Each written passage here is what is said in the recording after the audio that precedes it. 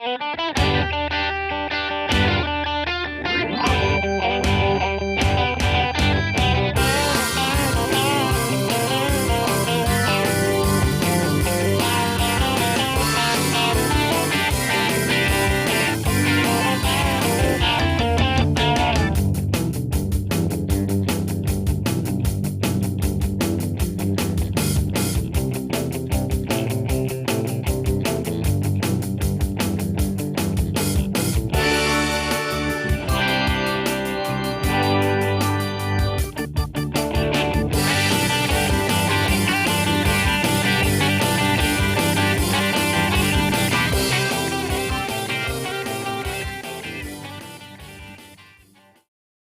morning, everybody. You are tuned to Computers 2K now on the Nissan Communications Network. I'm Amnon, your host for the next couple hours, along with Gal. Good morning. Good morning. And Spence is here. This thing on? We can hear you. Is this thing on? What? Hello? And Nick is here. Hi. Welcome back. Hi. Good We're morning. full house. Yes, we are. Our Full number house and your phone calls coming up. Our numbers 919-518-9773, Computers 2K Voice on Skype, and today's show is made possible by vMix Software, DudeInIT.com, and is sponsored by Tom Sinclair of Live Streaming Gear. And to the first 5 callers, we'll have a free network audit, $100 special. From Barracuda Networks. Yeah, I have a couple of them that we can give away. The old Barracudas. What, Yeah. 10100? Old 10100 Barracuda firewalls. Nothing people are beating down the doors for. The red box, whatever it is. The red box that's a watch guard if you have red box. Yeah, watch guard. Watch guards, yeah. Those are good. Those are good devices. Old. The Firebox. So you're having a busy weekend, Nick. Yeah, my folks Nice are in one. town. Yeah. Yeah, which is cool. Nice to see them. So we've been going around the beautiful city of Wilmington this time of year. I mean, it's just. And the weather is perfect. I don't understand why people don't. Why? I mean, I know why our housing shortage is in its current state. It's freaking beautiful here. Yep. Did you take the horse-drawn history tour? No, I've done that before. We didn't do that. We saw it. We're shying away from some of the touristy things. We're just kind of chilling, walking around, shopping, eating. The one thing I would love to do, I know it's easier now. In the beginning, it was very difficult, is to go over to the historic site where they have the Hunley submarine, the Civil War submarine that they recovered, and they have it they're going through preservation stages now, and they'll let you watch and tour it. You would like, I don't know if anybody's into ghosts, but they do a ghost tour. Or at least they did prior to COVID. I assume they're still doing it now. They did a really cool ghost tour. One night I was out with a bunch of my friends. We were all intoxicated, and we saw these people standing down in an alley. We're like, oh man, there must be a bar over there. So they sent me down to go ask them what bar they're in, and they're all like, we're here for a ghost tour. And I was like, oh. Turn around. So yeah, the ghost tour is very cool, very popular too. Wilmington Ghost Tour. Charleston has a really nice architectural, not Charleston, I'm sorry, Wilmington has a really nice architectural flair to it because of the Southern style, the way they built their houses, and just what's still there, what's preserved is really cool. Well, and there's lots of, for example, and not to get too far into the weeds on it, but if you live in an area that is deemed part of historical Wilmington, you can't change the architecture. Like if you want to get new, and this is where like, well, does government have a role in here? But nevertheless, if you want to, for example, put new storm gutters or storm shades, things in front of your windows, you can't just go to Home Depot and buy whatever. There are approved Victorian era or whatever historical era things that you can put up. Same thing with paint colors, and that's why the historic district of downtown is still historic because they're very particular with renovation and even like things like mailboxes that you wouldn't even think of. You can't just buy any old, black $10 mailbox from Home Depot or from Walmart. You've got to put in a specific kind of mailbox, specific kinds of mailboxes. So yeah, it does keep it a bit preserved, which is cool. Yeah, we have an area like that here in Raleigh. Is it Oak Park? Something like I can't remember the name of it. Mordecai. Yeah, it's an interesting And Mordecai it's- Street. Yeah, But it's ridiculous because every now and then they give somebody permission to do something that's completely way out, and everybody else is complaining. So it's slowly it's changing. But yeah, that's Well, and it's a catch-22 because this stuff is becoming harder and harder to find and more expensive, and it eventually gets to a point where you can't afford to, upkeep your house. That's when it oh, kind of changes, for lack of a better term.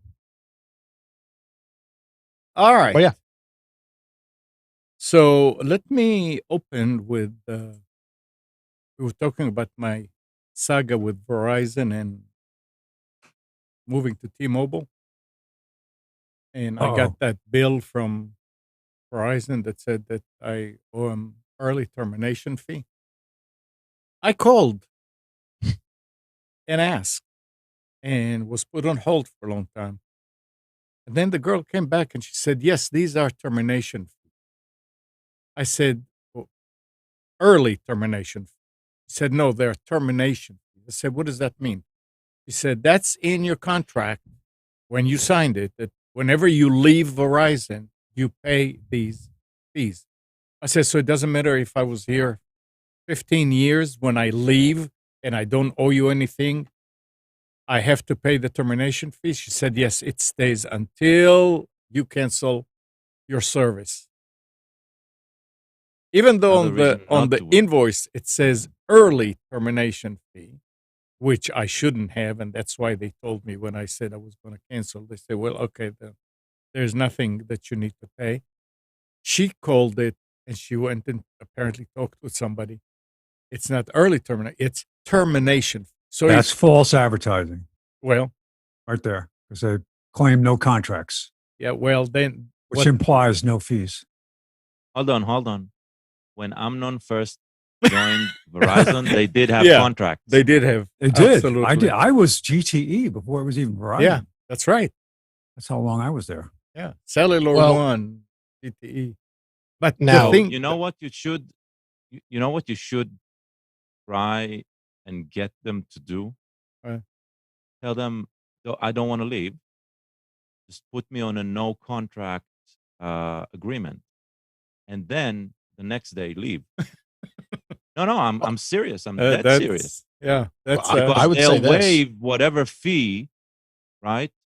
And then once you're out of the contract agreement, which is the old school one, right? Then you can just leave without any fees. well. I already told her. I said, well, listen, you can put in your notes that I'm not going to pay those termination fees, Bingo. and I don't care what you're going to do. Send it to collection. I will. Yeah, I said you can send it to collection if you think don't that care, at I'm not my paying. age I'm worried about my credit. You're wrong. But I would like a bill for the time that I used, because I know that we did not cancel on the anniversary date of the monthly date. So I'm sure I owe you some money, and I'd like a bill for that. This I will pay, but I am not paying any of that stuff. I looked again on the bill, and it definitely says early termination. I'm going to call again this week, and I'm going to try and straighten out. Maybe that girl did not know what she was talking about. Because if it is termination fee, they need to change it on the bill and say termination fee, not early termination. And people It's- need to know.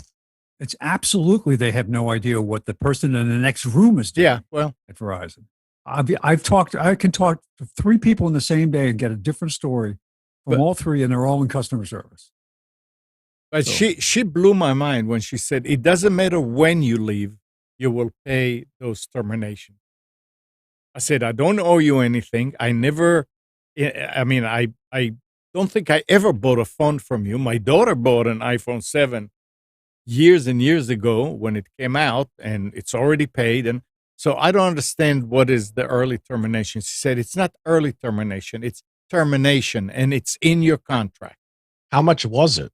It's altogether the bill is $400 and some, but that's Yeah, part of it is I saw it was 192 and 120.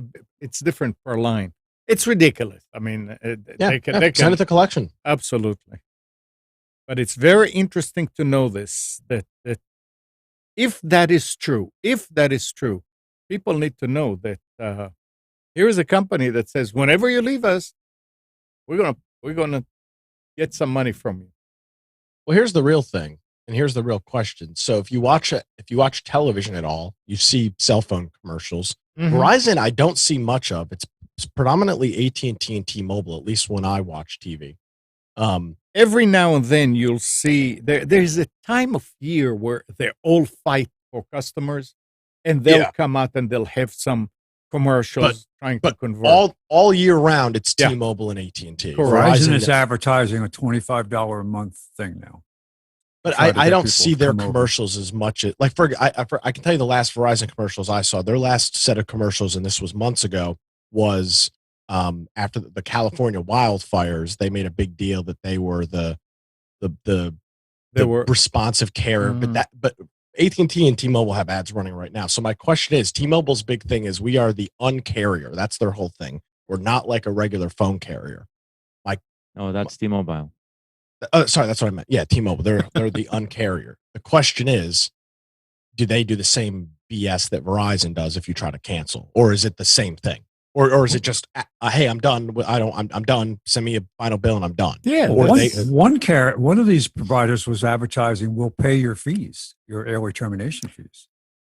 yeah. They I don't used remember to. which one it was. Yeah, one of them All was of doing them. that. Yeah. All of them. But it's not the entire year. I think only part of the year they advertise. That's not the point. Yeah, but My- that's true. I just if the goal is to eventually win a customer back, which in the cell phone wars, I think Amnon, you're kind of the anomaly, right? How long were you with Verizon? all right, people move back and forth. Yeah, People move Yeah. pretty regularly. In the goal of there's only three choices, right? You're getting Verizon, T-Mobile, or AT&T. You can get one of these other carriers, but it's backhauled on all of those Right. networks.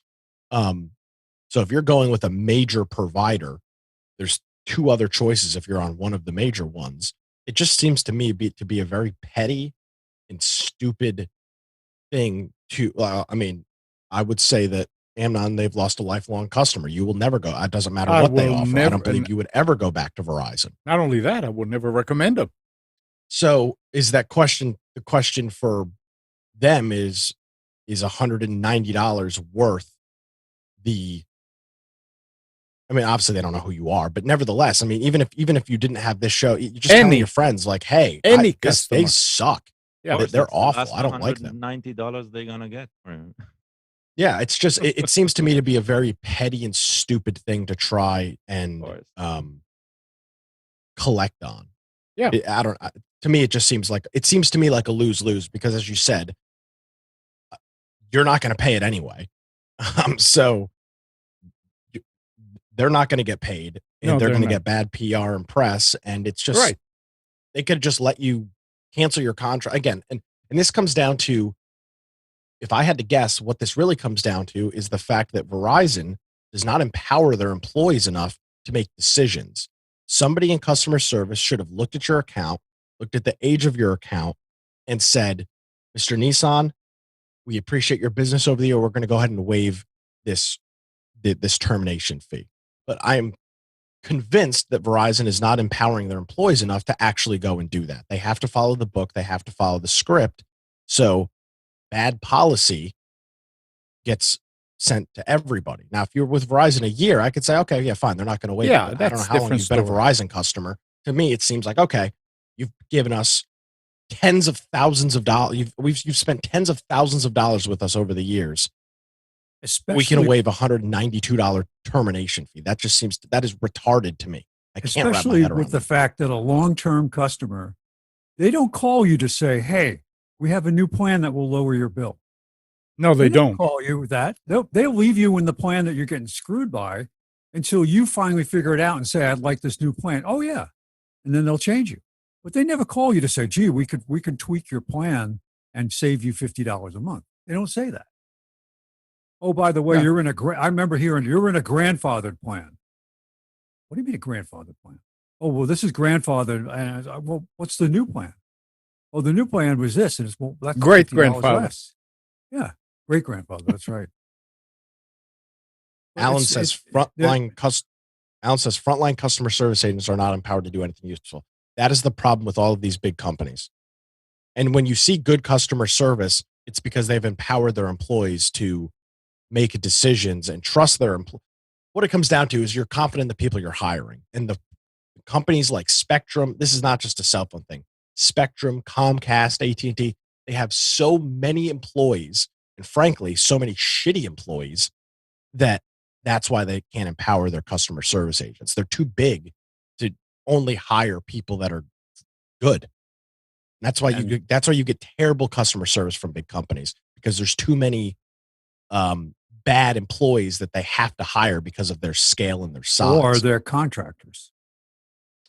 Yeah, I don't know if the customer service people are contractors. No, I don't. I know the installers are. I've talked to a lot of companies where you get switched to some call center in Mumbai, and it's not. They're not obviously not employees because there might be employees of they're a subcontract. They represent the company. Yeah, I mean this is a very popular thing because that's the way every year they renegotiate. All right, we want you to do this service, but we want to pay less, and they just keep trimming and trimming and trimming to be able to get that contract.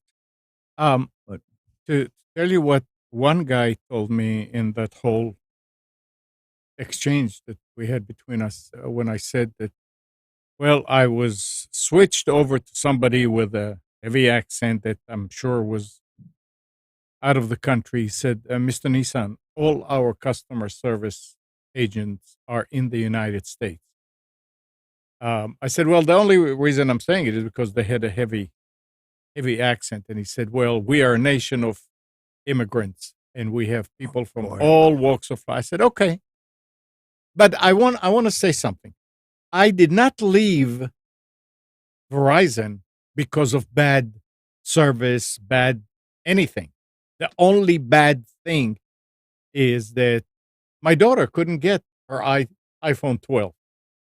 And because when we were talking about it, Gal said something that sort of like, in a way, opened my eyes when he said, I'm not loyal to any of these. They're all the same. I mean, I go with whoever is giving me the better deal. And T-Mobile is much better deal. And that's why. And I explained it also to the customer service person that I was talking with, that I'm not leaving because I'm not that I'm not satisfied with the service. The service was okay. It's the same everywhere.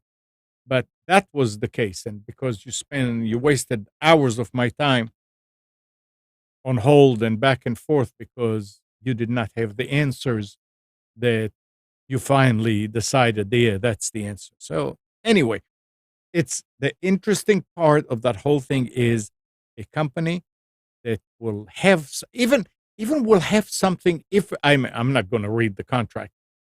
If it has something in the contract, it says that whenever you leave, you are going to be paying termination fees. That is bad stuff. That is, I've never heard of such. You said to a company, I want to leave. Yes, I owe you for service for this period, and this period is fine. But when they come up and they say early termination, that should be a red flag for anybody. So just that's why I brought it up, so people will be aware of such a thing. I'm looking at the The No, you're not. Verizon No, customer you're service page. I just did a search on Verizon early not. termination fees on Wait, that. not early. Oh, go ahead. Go ahead. No, here's what it says. You can cancel a line of service within 14 days of accepting this agreement without having to pay an early termination fee as long as you return within the applicable service period, any any equipment you purchased, blah, blah, blah. So if you have anything on that you purchased from them that was Yeah, that's different. on that you're paying off or whatever. But this is so But bogus. that's the first 14 days. That's like Yeah. a mandatory federal something, Yeah. right? Other than that, there's probably nothing that they are accepting. Yeah, she when we talked and I told her early termination, she corrected me. She said that's not an early termination fee. That's a termination. I said, all right. So it's I have an that's idea it. though. I thought about a way to circumvent this if there was no way you could get around it. listen, Sure. there is absolutely a way to get around it. I Well, what already I'm did. saying, you could, but I mean, if you just weren't willing to say send it to collections, if you could change your service, you buy yourself the cheapest flip phone that they make Oh, and the cheapest service that they have, which is probably whatever it is per month, some small fee Yeah. for where everything is an add-on, and you switch your service to that. So, what would the termination fee? Is it, what do you call it? Commensurate with the service that you have. If you have 5 lines and your bill is $250 a month, is the termination fee based just a flat fee for everybody, or is it based on the service that you have? it's actually based on each line because each So line. so get it is down different. to one line Yeah. Well, with the cheapest I phone don't. you can find. I don't want to play their game. I mean, I want to play my game. Well, doing that would be It's more. yeah. They would. They don't even realize they're getting screwed then. So, or they're no, they're not getting screwed. But Well, all right. Here's something very interesting. It's the first time I hear about it. Seagate has been working on a dual actuator hard drive. Drives with 2 independently controlled sets of read-write heads. Like instead of having one arm that goes and read, it's got 2 of them. It's yeah, like because you could have one 180 degrees out on the other side and then never Yeah. touch each other. right. Yeah. For several years, they've been working on it. Its first production dual actuator drive, the Mach 2, is now available to select customers, meaning that enterprises can buy it directly from Seagate, but end users are out of luck for now. Seagate lists the sustained sequential transfer rate of the Mach 2 is up to 524 megabits, easily double that of a fast normal rust disk, and edging into SATA SSD territory. Still, it's But Why would you want to buy a mechanical drive? I don't know. That's You what I'm get a saying. SATA. I don't know. SSDs are solid state is Yep. so big and so cheap. Why would Yep. why would you want No, dual? don't say cheap. Don't say I cheap. would- SSD is still way pricier than a physical. I mechanical one. would. I don't. That gap has closed dramatically. 119, 110 for a up to 1 512 terabyte drive. megabytes, maybe. But when you're talking about terabytes, no, you can't buy a 8 terabyte SSD cheap. There isn't such a thing. The large ones are expensive, yeah. Yeah. But You can get still, a- I I mean, would- I agree, Nick, that the gap is closing. It's closing Fast. dramatic. Yes, And true. Enough, apparently. this drive, this new Mach 2 is not going to be cheap. Probably So not. That's it's why gonna only be- that's what I'm saying. That the difference, if this might have a 8, 10, 12 terabyte capacity. it better have a lot more. Maybe more. Yeah. Yeah, that's why it's only available to select customers, like enterprise. The I picture, find something more concerning. in that article. They've been working on this for years. Yeah, for years. That means that it isn't straightforward, right, as it should be. It's not like, oh, let's add another arm, just some simple logic, right? It means it's complex. And it means there's something new to break down. I'm not even on the mechanical end, right? On the logical end of the controller. That's more concerning to me than anything else. Well, actually, I'm looking at a picture of it now. It's got it's actually 8 arms, but they're all in the same alignment. They're all Well, on the same side of the drive, so they're not. It's not on opposite sides. It's just doubling the capacity with the arms and more platters. So how is this going to I'm fit what do you in the mean? 3? That's nothing new. No, well, that's what I'm saying. Is this what? Why is this special now? Because it has more arm multi actuator benefits.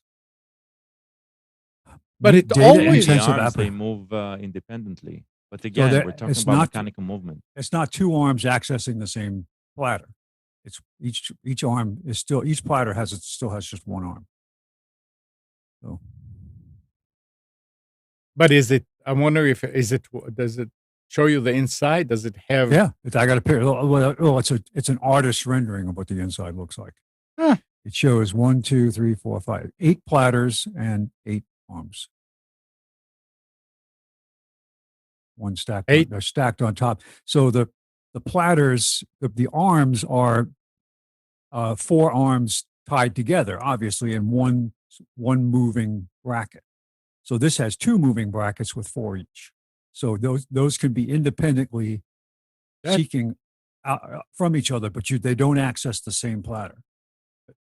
Yeah, but if I'll they're put the picture up. moving at the same time, They are moving at the same time, but you're like if you want to access arm 1, platter 1, and arm 4, platter 4, they move together. You can't. First I go to 4 and then I go to 1. okay. So I'll put the picture up so you guys. No, it's fine. What did they call it in the early days? You could take 3, 4 drives and make one drive out of them. Striping. That sound. I mean, we're talking back in That's one of the RAID the technologies. 90s. It would take. You could take 4 drives and format them as one drive, and it will be 4 times as fast. We were using them for the news groups, I remember, because news groups were huge. No, that was in 1850. Come on. What? That was in 1850. That was when they used wagon wheels to store data. Striping. I think I remember that word, striping. And maybe I'm wrong. Let's see. Striping is one of the RAID technologies. It's a technology used in, I don't know what RAID it is, but striping is. It was some kind of a RAID, but I remember the idea was. So this sounds to me like the same thing. That you have like 2 independent drives inside one drive, and the arms move at the same time, but they are riding on 2 platters at a time.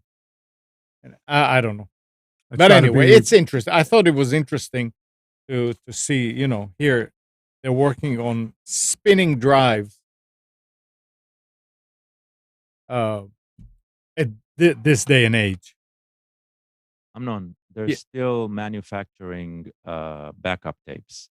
Oh yeah, everything is still, all of the technology is still here, but we're going to the usage is completely different. So let's put it this way: I don't think Google stores their entire cache of things on SSD. Right? No, they don't. Yeah, archiving technology. They've got mountains filled with tapes, caves. And I don't think they're using tapes, yeah. but I'm pretty sure they're using physical mechanical hard drive, right? They do. Because I mean, it's a lot cheaper. It's substantially cheaper. What's the company, the backup company that comes out every year with the report about hard drives? Backblaze. Yeah, Backblaze. I mean, they tell you which drives are the best ones from their perspective, what they had breaking down, and a lot of them, most of them are spinning drives. Yeah, I think they're backing up their stuff to tape.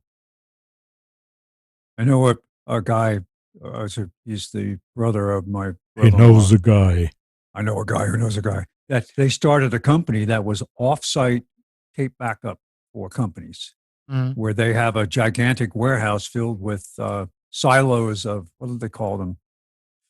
Oh, there was a really cool technology that IBM had. It was like a turret where they go out and pull out the tapes, but there's a name for tape. There's tape backup farms, but they offer completely, what is it? What do they call it when things are completely separated, isolated from each other, where there's no connection between networks, so they're not Uncoupled? subject. Air Yeah, gap? it's the air gapped. Yeah, so these are air gapped backup that can't be corrupted. So they're selling it to companies now that get uh, hijacked, or they get ransomware and their system gets corrupted, but they have a mirror image sitting in another location that's air gapped, and but it's on tape.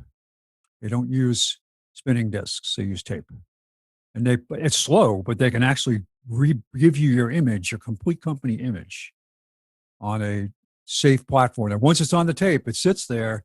It's not spinning. It's not doing anything. It's just waiting, and they'll do a continuous update, and it's kind of fascinating how they do it.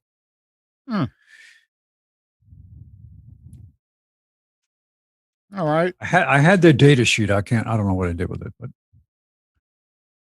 But is the gap adjusted? You have to readjust it every now and then. yeah, you have to adjust it every 10 days to make sure that there's Yeah. enough room. Yeah. You can get air through it. Right. I tell you, you look at some of the ransomware stuff. The front page of the specials today, it's talking about don't give away. malware. I know, but I'm just saying it's unbelievable the stuff that's going on around the world that's not getting reported real well, about other countries especially getting clobbered. I mean, 90 companies attacked in 1 week by the same ransomware. Yeah. Yeah. And talking about ransom, that's a good segue. Hackers responsible for causing widespread disruption to the Irish health system have unexpectedly gifted it with a tool to help it recover. The Conti ransomware group was reportedly asking the Irish Health Service for 20 million to restore services after the catastrophic hack. But now the criminals have handed over the software tool for free. The Irish government says it is testing the tool and insists it did not and would not be paying the hackers. The Irish Prime Minister said on Friday evening that getting the software tool was good, but that enormous work is still required to rebuild the system overall. Conti is still threatening to publish or sell data it has stolen unless a ransom is paid. And that's what they do. We talked about it last week. It's a twofold thing.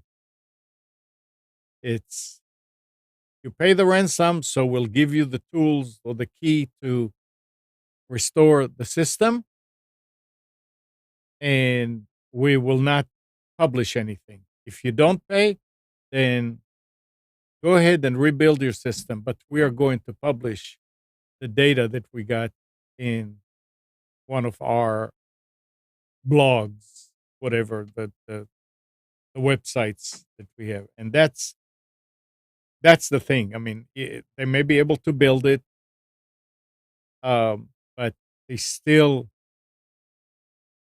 have the problem of getting their patients, customers, subscribers published out on the dark web. And that's the other side of it. But it's interesting that they at least they apparently from the article apparently they offered it, realizing, hey, this is bad stuff. We can't let that's not good. The big question is, do you need a flashlight to find data on the dark web? They, Yes, they get a free flashlight scan for That's caller it. number 5. Because otherwise, you're groping around in the dark. You can't find anything until you have the flashlight. well, Is it true that the dark web is actually bigger than the accessible internet? who knows? I heard that rumor. I don't even know what's classified. I mean, what is the problem with these terms is they're hijacked. Now dark web is a marketing term. Yeah. I don't think the dark web is not really even, I mean, there is, but when they say dark web, I think they just mean forums and websites where people sell and transmit some of this stolen information. It's not really I always quote, took it unquote, to mean dark that you web. couldn't use a regular HTML browser to find. I don't think they're talking about Tor when Yeah. they say the dark web, because there's no way to scan. Because like I'm trying to think, who is it that says, is it LifeLock? I believe it's LifeLock that offers a dark web scan. There's no such, you can't scan Tor. So if they're either lying, what I assume what they're doing is they've hooked up with have I been pawned or one of those websites and are checking to see if your information has been part of a data leak. Because I mean, either that or they have a lot of people with flashlights. I mean, they might, but that's what I've always assumed the quote unquote dark web scan Well, is and was. The name That's what you there need to used set be up. Go ahead. Sorry. I was saying, Nick, you need to have a dark web tour, like a ghost tour. The dark web tour. And Just you take can see people over out, here. Get ready. Oh, here is dark web. the LinkedIn hack of 2016. Look at that. if you look that to your over. right, Here's the Ashley Madison hack. This was a big one back in 2012. Hopefully you enjoy this. Just, you were saying, Gal? I'm saying the other than Tor, there was remember a Java based it was like a proxy you would set up a local service, and through it you will connect to like this anonymous distributed layer that would allow you to browse through website. I think Silk Road was working on that, but I don't remember its name. It wasn't dark web. It was something else. Find it. Don't Can't find it. remember. I remember playing with it. It was a really interesting concept. But you're talking about darknet being used as a marketing label. How about blockchain? Everything today is some stupid blockchain based something. And blockchain is a fantastic piece of technology. I'm not saying it's something to be dismissive of it, but not anything. It's not suited for everything, right? So everything being blockchain this, blockchain that. It's pretty much the same thing. I think soon we'll hear that there is more blockchain currency than actual real currency, stuff like that. The same coin of phrase as the dark web. All right. Here's another kind of funny one. Apple's CEO Tim Cook took his first turn in the witness chair last week, in what is probably the most anticipated testimony of the Epic versus Apple antitrust case. But rather than a fiery condemnation of Epic's shenanigans and allegations, Cook offered a mild, carefully tended ignorance that left many of the suit's key questions unanswered or unanswerable. The facade of innocent ignorance began when he was asked about Apple's R&D numbers. 15 to 20 billion annually for the last 3 years. Specifically, he said that Apple couldn't estimate how much of that money was directed toward the App Store because, and a quote, we don't allocate like that, i.e., research budgets for individual products aren't broken out from the rest. This was further demonstrated when Cook was asked about Apple's deal with Google that keeps the search engine as a default on iOS. Cook said he didn't remember the specific numbers. I mean, this is the guy that apparently knows everything, right? No. This is what happens when you have a good legal department. Yeah, and that's they true. tell Yeah. you not to say Yeah. things. Unbelievable. It's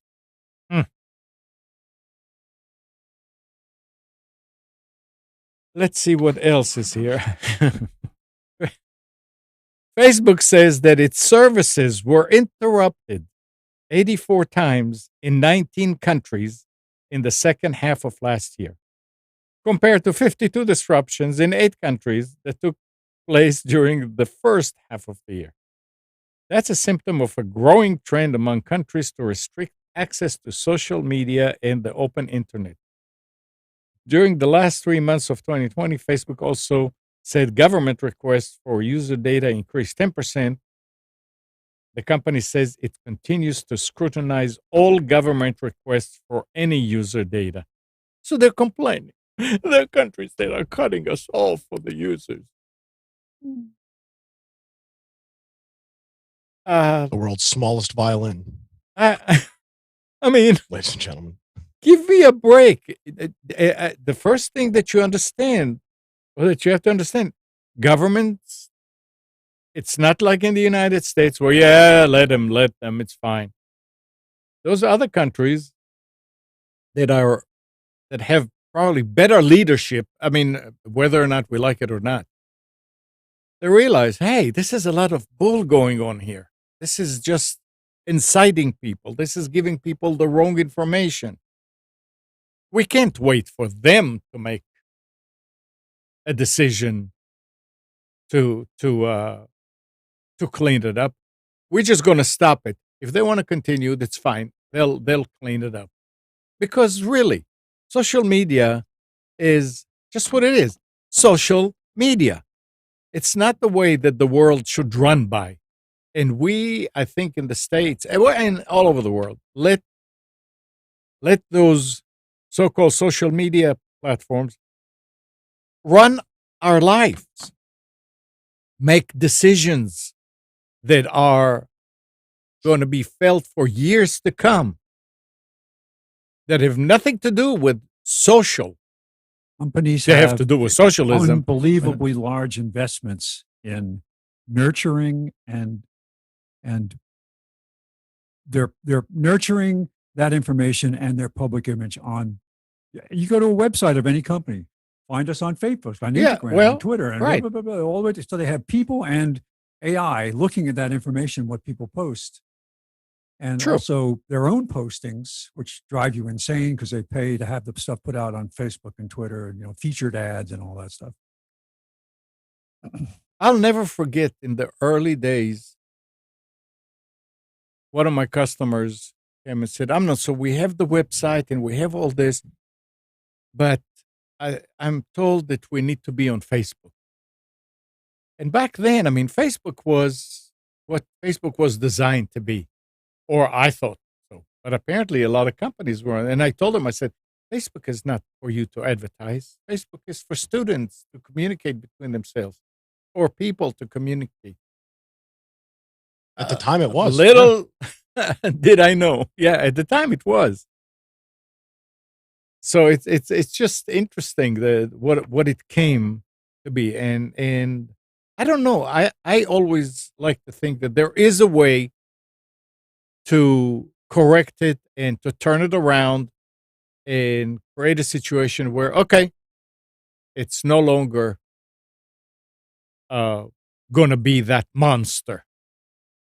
There is a way, but our governments and companies willing to do it? I don't know. That's where the problem. So yeah, Facebook. I mean, you were disrupted and uh, disconnected, blocked, whatever, because governments and maybe people too did not like what they were seeing there. They didn't think you're doing enough to keep the quiet, keep things going the way that they should be going, help in you're advancing your interest on the back of our people. So we're not going to let you do it. That's what. So learn from it instead of complaining about it. And yeah, Nick, that violin is so little, I can't even hear it. True. What else? Microsoft is finally getting rid of Internet Explorer. Did you see this? It's just it's just a head fake. No, They're going to keep it in the background. They're going to keep threatening people with it. Not right now. No, but it will be as of June 15th, 2022. Correct. I'd like to see what those. And the article was saying something about the fact that because it's not being used much. What about all the banks and all those that are using them? Well, here's the thing.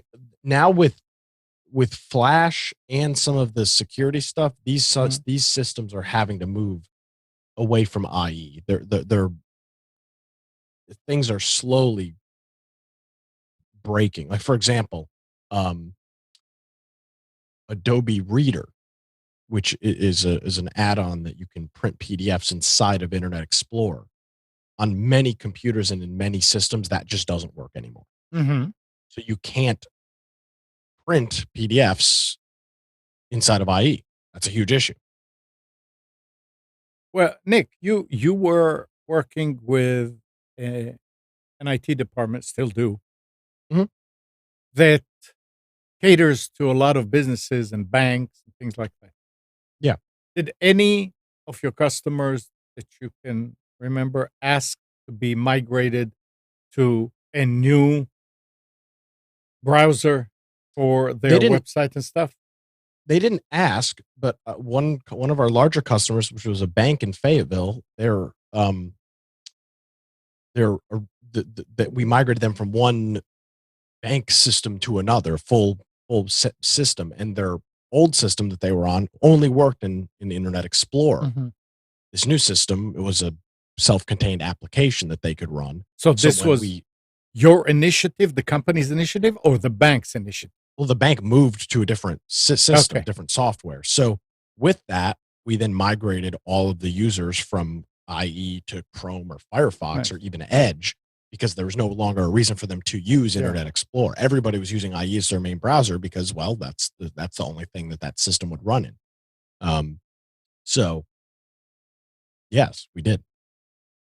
Yeah, that's. But it was at the whim of the vendor providing the system or the service. Yeah, so they initiated. They said we need to move from this, which is nice. But apparently, a lot of them. Anything about? I remember running into this where QuickBooks had a requirement for what type of browser would work, especially with their cloud-based stuff. That was an issue. I had several people who were accountants who brought that up to me to say that QuickBooks still had not had formal support for other browsers. See, that's what I'm talking about. I don't understand this. I can't remember the details of it, just that I ran into it recently with someone was they had deleted IE by mistake from their machine and had an older version of QuickBooks. A lot of accountants will have QuickBooks 2010, 11, 12 on their system so that when people send them files, they can import them and then do their books. So this person was an accountant and had inadvertently deleted IE and didn't know how to bring it back. And it was difficult to do. I found a way to do it, to reinstall it, but it just was not easy to do. Windows has gone, or Microsoft has gone to great lengths to discourage people from using it and really turning it off and turning off the ability to put it back. So I just wonder, I know some of the people that I work with, their companies have migrated off of IE because IE was the only platform that would use the secure technology, the token technology that they were using, where they'd have a flash drive and a thumb reader to get into their webpage from the laptop authentication. They fixed it, so it works now with Chrome and with Firefox. Very interesting. I'm not sure. Not sure what it was about IE that made it different as a development platform. I think it was only because it was Microsoft, and they went to that, and it had some hooks that were used, and now in order to get out of it, it takes some money to reprogram. I don't know. Dragged into the future, kicking and screaming. Yeah. Yeah, Nick. So did you stop using IE? Oh no, I'm still using it as my primary browser for sure. Okay. IE 10? No, IE 11. I've got my add-ons. So I'm good. I joke. I kid. So it's a good piece of news. I don't know why wait until June of 2022. Well, because again, it's not. I mean, Microsoft could pull the plug tomorrow, but then what? Right. This is what we talked about with the Windows Update thing. They get bad press for things that aren't their problem, and if a vendor makes a piece of software or some sort of website that only runs an IE, and Microsoft pulls the plug on IE, and now people can no longer access their thing, it's freaking Microsoft screwing with my stuff again. When the reality is, it's not Microsoft. But it's the same problem. But the reality is, they get the heat for it because it's their operating system, it's their platform. Not like they haven't warned people. And they support ended for IE a long time ago, so there are no updates. Oh yeah, no, there hasn't been updates in years. Yeah, so why would it? I mean, they're sitting out there. Why would they not act? That's what I don't understand about QuickBooks. Because they haven't had to. Yeah. So far, it hasn't been a problem, but now it will. And how much you want to bet me that comes June, and they say, okay, that's it. That companies are going to come say, oh, give us another 6 months so we can switch it. We'll pay you extra, just like it did with XP. Remember? Mm-hmm. Oh, yeah, another year. Or banks who are using ATMs that run on XP and all. It's companies don't want to spend the money, and they wait until the last minute, and then they were, oh, look, we're in trouble. Then they spend the money. And then they spend more than what they should have. Yeah, true. All right, Spence. Yes? You ready for special? Specials, yes. Actually, let me just put it in the right place. No, and make it the right size. Right now. On that note, I'm going to bow out. Okay. All right, Nick. Enjoy. Will do. You guys going out for breakfast? I'm not sure. We'll figure it out. All right. I hop. We'll see. All right, guys. Talk to you later. Take it easy. Enjoy. See you, Nick. Bye. All righty. All right. So from the world of ransomware and cybersecurity, this was a I don't know what you measure it from a forest fire scale, but a lot of stuff happened this week. And just this normally I have something that's funny on the first page, but today, if this is serious enough, Bizarro banking malware targets 70 banks in Europe and South America. This is in the last week. Google Chrome is crashing worldwide with Windows 10 PCs. I haven't run into it, but apparently it is. That's a May 21st story. Wormable Windows HTTP vulnerability affects WinRM servers. FBI Conti ransomware attacks 16 U.S. healthcare first responder organizations. And Microsoft massive malware campaign delivers fake ransomware. They're working on it. No, but they're working on it. So you got malware doing fraud. That it's pretty funny. That is actually funny when it comes to think of it. But oh well. I ran into this week something I don't remember what it was I was doing that required that I upgrade Java, which I have not seen in a long time. Interesting. And I wound up not doing it because I was like, I don't really need to do that. But all righty. Remind me to talk about Java when Okay. after the- after that. Okay. Java. All right. Well, I'll write it on the side of my hand to make sure we don't forget. Staples has a Lenovo IdeaPad. This is an i7 15.6-inch machine, 16 gig, 512 SSD, 729 was $100 off the regular price. Normally I would balk at these prices, but I realize this is like normal now because the prices have gone up in a lot of cases, especially with a desirable latest generation machine. Got an Acer 27-inch screen LED for $139, which is $20 off. Got a Linksys AC. Remember, this is AC standard dual band 1900 router for $99. That's $60 off the regular price. If you're not going to get an AX, which the prices have come down, this is still a good deal on a 1900 AC router, gigabit switch built in, dual band. Wait, 60. You skipped something on the screen. What? It has a VGA port. Oh, I didn't see that. On the you mean So on the if monitor? you have an old school Yeah. computer, Yeah. right?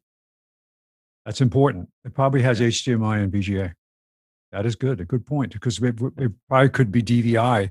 You'd have to put an adapter to get a VGA connection, which is not bad, but it's an extra step. All right. Yeah, no, so but it requires an analog. yes, you lever can't do on it the digitally. Yeah, screen. you're It's right. not always working. Here Yep. it'll work. Yeah. Still no sales on Brother prices, but their regular prices have stabilized. So we've got the HLL 2370 duplex wireless printer for $129. So for the 30, you're paying $30 for wireless, basically. Duplex comes in even the USB connected ones. But this is a higher duty cycle. This would be more of a small business, really small business, but this is a higher. There's another one in specials today, which is it's a little cheaper. So $129.99 for Brother. Monochrome desktop printer, laser printer. We've got an HP Pavilion Intel Core i5 laptop from HP, 14-inch, 8 gig of memory, 256 SSD for $529, which is $120 off. Got the AverMedia. Interesting. What's that? So the i7 costs 729. The i5 529. So the i3 will be 329. Actually, there are some out there in that price range. there are. I don't know that I. Yeah, I got the 379 for the Asus i3. So close. So I did see some cheaper ones, but they were not brands that I would recommend. AverMedia Live Streamer Cam HD 1080p, $52.99, which is $27 off. One of the Logitech clones that has done really well, which is high quality. You can buy even cheaper ones in this with brand names that you can't even pronounce on Amazon. But AverMedia, I've installed several of these. They work really well. Good microphones in them, good autofocus, things like that. So good deal on that. Nice. The next one here, I'd never seen this before, but apparently this is a productivity tool that they call Productivity Cube. It's a timer. It's a desktop. It's a new version of your good old desktop timer that you turn how many you want, 5, 10, 20, or 30 minutes timed. And on the bottom of it actually shows you a display, which you're not supposed to look at that. So these are people who have trouble with multitasking where they keep jumping around. So they say, I'm going to put in 30 minutes on this spreadsheet now. And so you set the timer down with the one facing you. I don't know how you set it exactly. Didn't really say. But you roll the dice. You just put it. The moment you put it and the number facing up, that's how it starts. Yeah, that's how it starts. So it's a way to not be distracted by the countdown, but also have a reminder at the end to tell you it's time to move on to whatever you want to do next. They did have different versions of this. They have like a 1, 3, 5, and 10-minute timer for people in the kitchen. I mean, it doesn't give you a lot of options for different times, but there are different versions of it. $19. And we have that Asus Core i3, 15.6-inch, 4 gig of RAM, 120 SSD, entry level machine for $379, which is $70 off.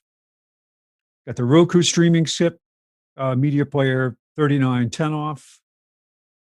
We've got a Samsung Galaxy earbuds for $129, which is $20 off. Got an HP laser jet M209 DWE. So that's duplex wireless. I don't know what the E means, but for $149, this is a monochrome laser. It does have an external paper tray, which makes it a little smaller footprint than the ones that are built in. I'm not sure if that would make any difference. It still sticks out. And we have finally, I didn't know that Seagate bought Lacey, but it probably happened a while ago, but I didn't know. So Lacey, which has the reputation for having ruggedized drives, external hard drives, And has what's that? And tape drives. Yes, and tape drives. They've been around a long time. Yeah. But ruggedized 2 terabyte USB-C drive, external hard drive for $99, which is 10 off. So even at $109 for this product at regular price, USB-C and 2 terabytes in a ruggedized form factor is a good price. I wonder what do you have any other? Never mind. Keep going. Have any other sizes? No, I was wondering about the speed. Oh, well, if it's USB-C, Yeah, it's going to be pretty fast. I don't know. Never mind. Keep going. Okay. All right, that's it for staples. For Office Depot Office Max, we have an HP 15.6-inch Ryzen 7 machine, 16 gig of memory, 256 solid state drive for $609, which is 70 off. Got an HP Ryzen 3, 15.6 with 1 terabyte spinning drive, $429, which is 20 off. And we have a desktop from HP with AMD Ryzen 5, 8 gig, 256 gig solid state for $439, which is $70 off. And then people who like an all-in-one machine, I don't highlight the older, like the AMD Athlon processor that you can still buy, the quad processor. It's like the Pentium 3700 series used to be. It was a really inexpensive quad. I don't know if it's an actual quad or a logical quad, but it does have 4 processors.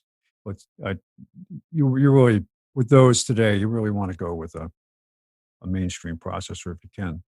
So this is the Dell Inspiron 5400 all-in-one 23-inch Core i3 or $579, which is 70 off.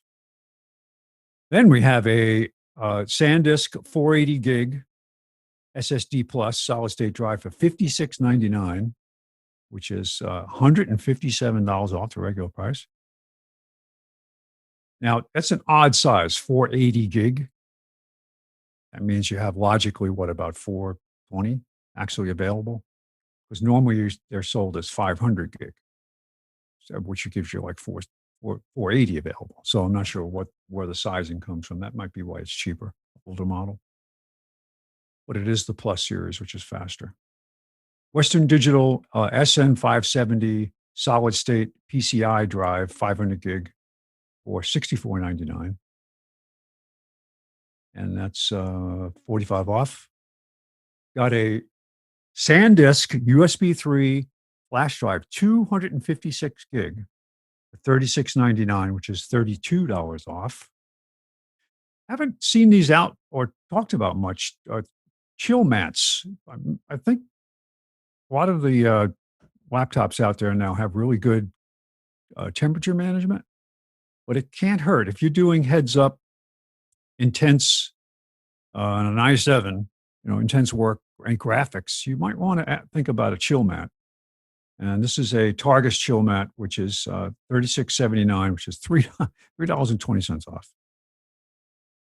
And then another thing you don't see mentioned much with people getting out of their houses and back into the mobile workforce again, might be a good idea to have a lock for your laptop, your expensive one that you bought during the pandemic, and now you're taking it out, carrying it around. There are circumstances. Now, this is not going to stop the dedicated thief who's going to cut the cable with some bolt cutters or something.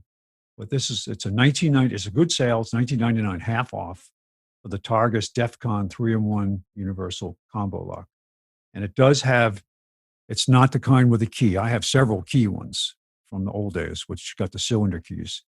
This is an actual combo lock. So the chances of you getting stuck somewhere, as long as you have a way to get the combination, not so great. Just make sure you have a bolt cutter in your tool bag. Yeah, that's all. Yeah. Your attaché. I actually have when Nortel was cleaning out all their stuff, they had a very old but decent projector. Mm-hmm. And we found it in a room in a case, and I took it out of the case, and it had the lock was attached and the cable was cut. So apparently it was in a conference room, Mm-hmm. and to get it out, they had to cut the cable. They put it into the reclamation pile, or it went to the warehouse, where I went through the warehouse and I found it.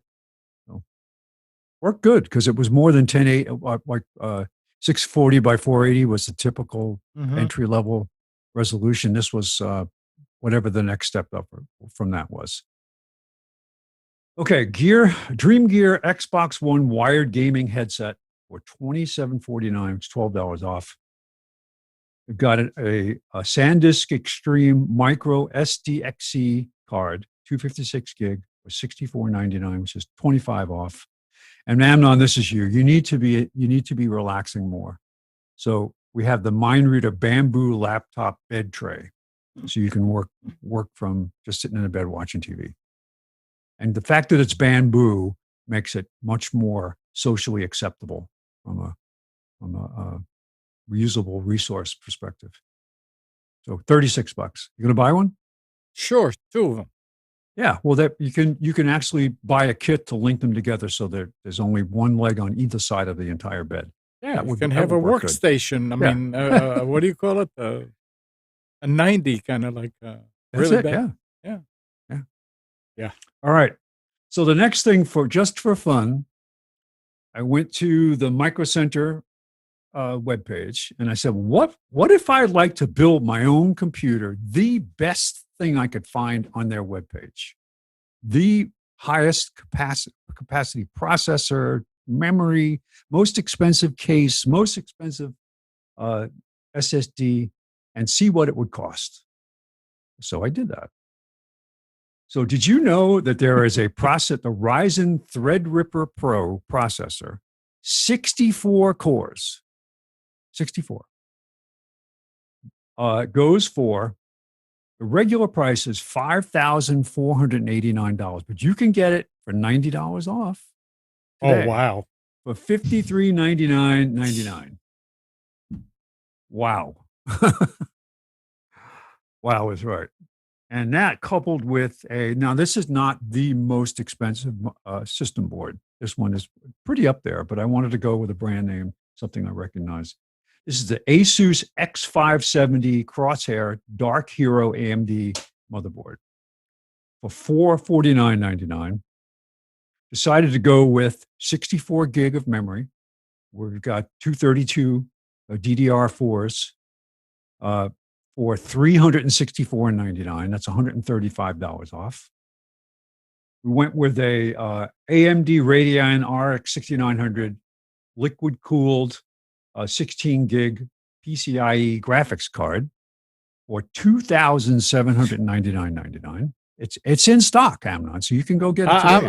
I'm coming over. I want if to you're see willing it. to drive up to Fairfax, that's the closest Micro Center, I think. There might be another one in South Carolina somewhere. We've got the Samsung 4 terabyte SSD drive for $479.99.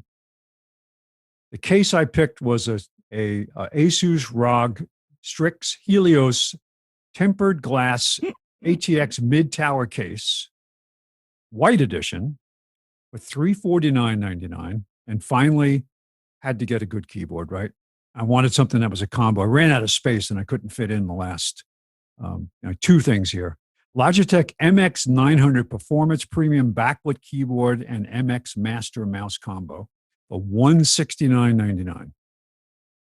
All of this now, it's a steal at $10,008 plus tax and shipping if you have it shipped. They'll probably let you have it for 10,000. Yeah, I would say you go in there and negotiate. Yeah. They're So already giving you $90 off the Threadripper. Come on. that's right. Yes. That's big of Don't them. be greedy. I think this was the most expensive AMD processor I could find. It might have been a more expensive Intel, but I'm not sure. Wow. But I was attracted by the 64 cores. Oh yeah, no, it's And does Windows really address 64 cores? I think it can. Yeah. Yeah, it's a pretty amazing. I'd love to see It's 64 cores. That means 128 threads. Logical cores. So, Wow. yeah. I'd like to open up Task command. open up Task Manager and look at the Yeah, CPUs. but it's only 2.7 So- gigahertz. You know, it does. It's interesting. Once you go above, or what the number is, 40 something cores, then it no longer tries to graph them. It shows them in a different way. And actually, the best way to actually look at it in Task Manager is by NUMA nodes. Then you see only like 6 areas or 8 areas instead of, like I got to support 128 core machine, and it was Wow. yeah, like it was interesting. That'd And be all they were something. doing was running SQL on it, SQL Server.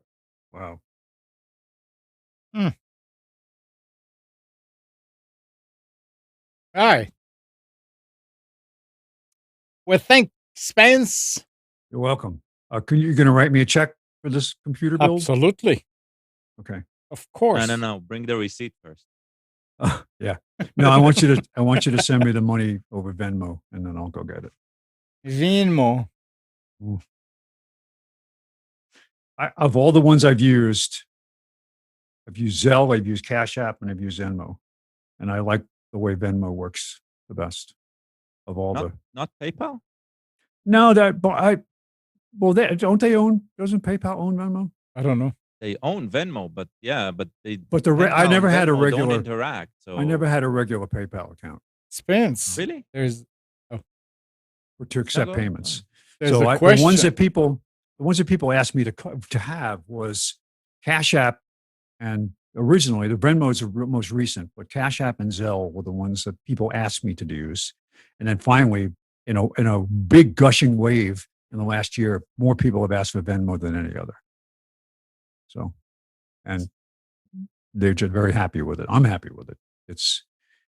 Even though I don't use their instant transfer because I refuse to pay the fees, so I can wait the 1 to 3 days to have the money transferred. Yeah, makes sense. But Cash App also you have to transfer, but Zelle goes right in. You don't even have to do anything; it goes right into the account. The reason I asked why not PayPal, right? First of all, it's been there for years, right? A lot longer than any of them. So I would assume that you had. But I'm now paying credit card, right? Instead of credit card, and I don't have the PayPal credit or anything. But if I need to pay, and I can pay with the phone, the Android Pay system, my PayPal is what is doing the transfer, the transaction. So if I get a refund from a site that I paid on PayPal, right, it uses the refund directly. I don't even need to go through the bank account, and I don't think the others can hook up like that to the pay systems. And I'm guessing Apple Pay has the same option, so that's why. Yeah, I don't. I have Apple Pay configured, and I've never used it. I've never used it until I think the recent month where I said, let's see if I can do without the wallet more, right? Because if it's there and it's secure and I have control over it, and over PayPal you can pretty much switch off everything from the website. So It works. It works very surprisingly well. About time, I think, that we ditched the wallet, but we're still there. So, Spence, you have a So- correction for your expensive computer? I do. I have to add the power supply. So we've got the EVGA Supernova, 1300 watt power supply, or $329. So that's the amendment. I got to add $329 to the price. Morn, thank you for pointing that out. Yep. Amazing how we don't think about 1300 watts. it. The lights in the neighborhood go You down. got to have it on its own dedicated 15 amp circuit to run, to run 20. this computer, or 20 amp. Yeah, I mean, a 1500 amp circuit is what? 1300 amps, 1300 watts, so 1500 watts, I think, is a 15, and then the 15 amp breaker, and then the Okay, rated, Spence. the rated at the outlet, I think, is 1300, something like that. When you see 15 amp capable extension cords and things like that, it's usually tops out at about 1300 watts.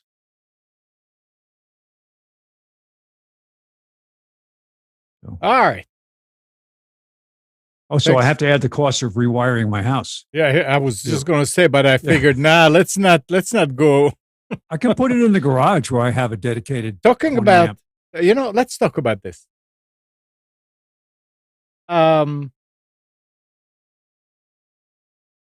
Hannah always told me about this wonderful soldering station that they have at State. It's an expensive, can't remember the name of it, but it senses what you're soldering, it adjusts itself and all that. It broke. How does it do that? Huh? I have no How idea. does it sense? There is no adjustment. There's only on and off switch. So it broke. It wouldn't work anymore. So she asked the professor, and the professor said, "We ordered a new one. You can take it if you want to, see if you can fix it." So she brought it here, and we opened it, and we looked, and this and that. It will work with one cord, but not with another. And these are Right. standard computer cables. They're the standard ones that you get on a PC or for any other device.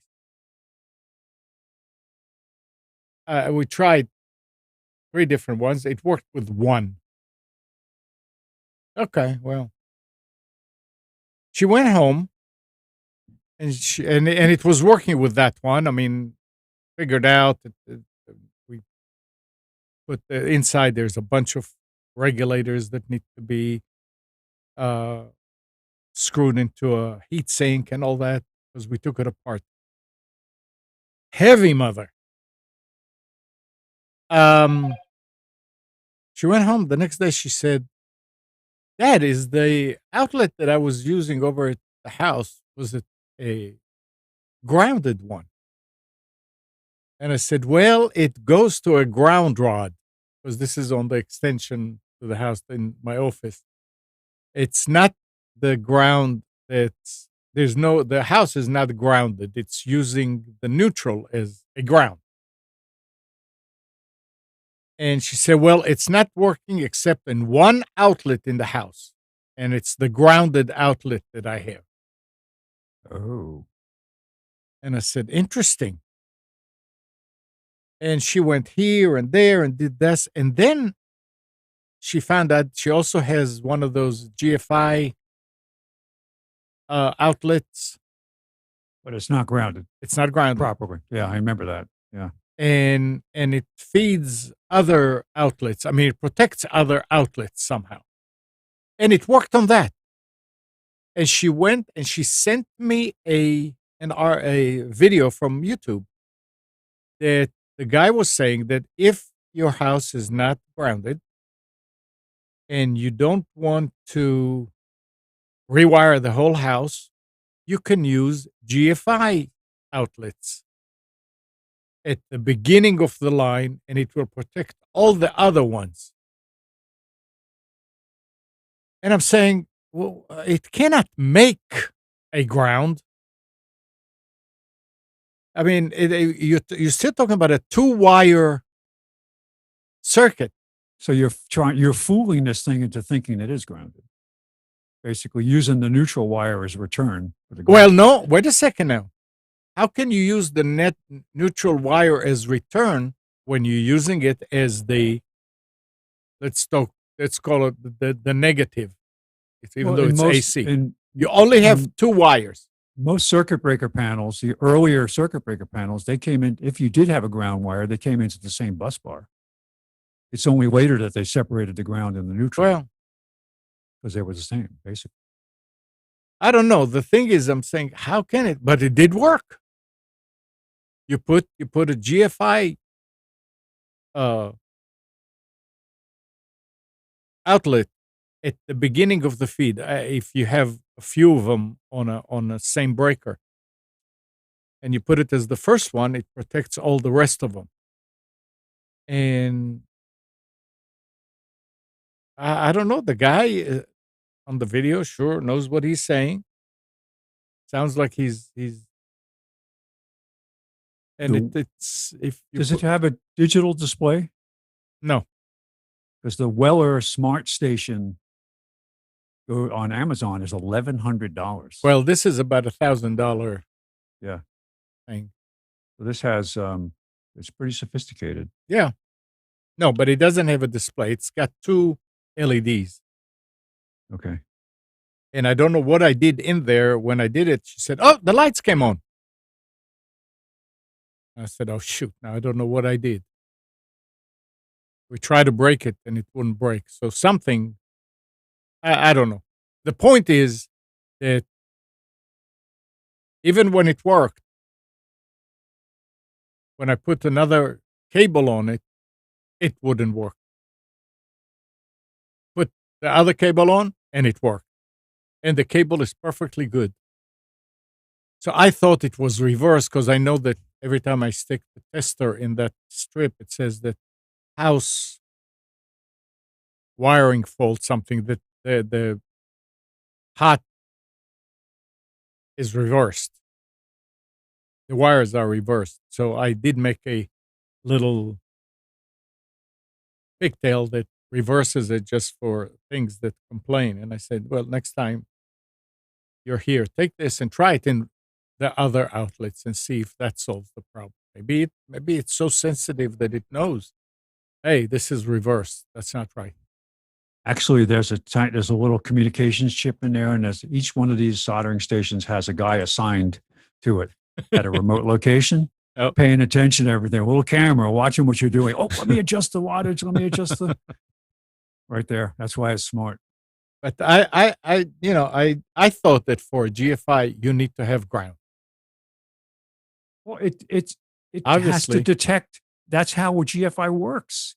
It detects leakage from to ground. Yep. And that's why it trips. I Yep. mean, how would it can't detect it? Not work right though.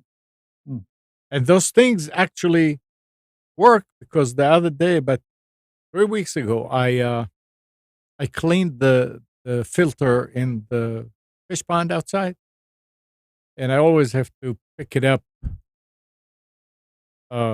sideways, kind of. And as I picked it up, it stopped working, and I looked around, and all the lights and the other pump went out because they all come out of a GFI outlet, and I realized, oh, it tripped it. So I went and pressed it. Nuh-uh, right away, poof. So the only thing I could figure out that it's that where it goes in the water because it's submersible. It's got a rubber sleeve that comes out from the body of the pump on the wire. Well, maybe water is getting in there. So I took it out, let it dry. I sprayed some oil in there. I put 2 tie wraps real tight around it, zip ties, and I couldn't make it break again or trip again. So it's still working, but it's those things do work. I could just imagine what if there was not one of those when I was picking it up, what would have happened? Anyway, enough with electricity. But electricity is your What friend. is Arnie saying? Okay, Gene, thanks. Arnie says, Amnon, do you have receptacles with grounding but no ground? Yeah, the three prongs, but there's no ground on it. I mean, go find a an outlet with just two. I don't think they even make them anymore. Yeah, you know what? I have not seen them. You used to be able to buy them, but you can't say I haven't Yeah. seen them anymore. Yeah, I know. And some people say that they take the white wire and connect it to the ground. Yeah, the common practice The is common, pigtail. yeah. Pigtail. But that's not necessarily safe because the ground is designed usually as not as thick as the neutral Mhm. because it's not. But it does in that case. The ground is you need to consider the size of the ground when you're doing like wiring Mhm. circuit breaker panels together. But if you're the ground going out to a device is usually a lesser gauge, you don't have to worry about it. But I'm not sure what the And implications are if you're using the neutral and as the ground. Arnie says you can have GFIC breakers in the panel, and GFIC compare the current in hot and neutral. Yeah. Yeah, And I also mean, the arc fault ones now are standard building code for new homes and retrofits. If you try to upgrade your house, you have to put an arc fault, which is much more complicated wiring. Can't do these old fashioned loop circuits anymore. You can't have lighting and outlets on the same circuits like a lot of houses have. so when we closed the patio and made it into a room, I actually went outside, got I think it was a 8 foot, 6 foot ground rod, Yeah. and pounded it into the ground and used it as ground. Then I read later that I usually not supposed to have two different grounds in a house. Because they both have different potential. Yeah. Yeah.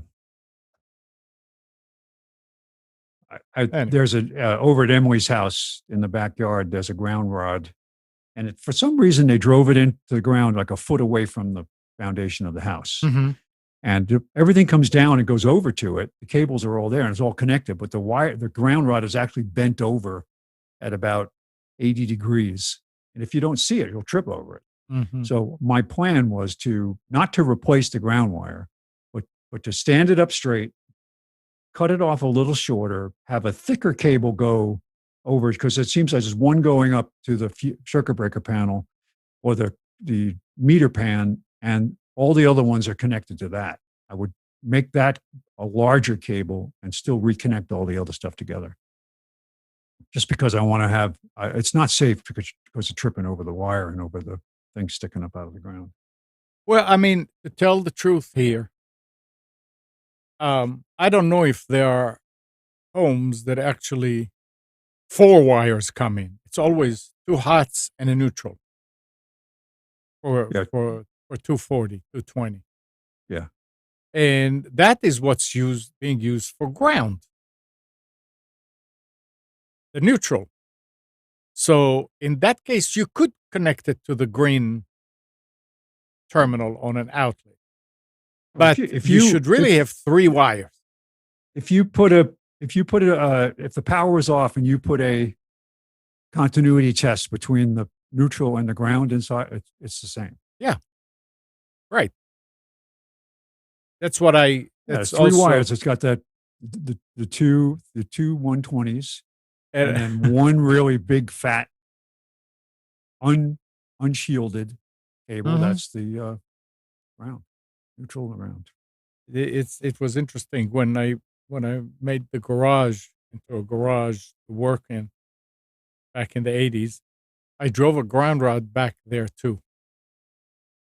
And I remember we put a heater a furnace from a house, an old furnace, to heat the garage, and I said, I want to try something, and I put one wire on the hot and the other one to the ground rod, And it worked.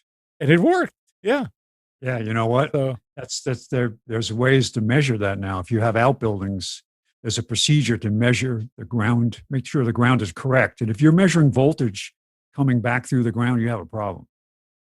You can put it like there's an acceptable limit, a couple of volts maybe, Yeah. but if you've got like 10 volts return through the ground, you put an ammeter on it, something's not right.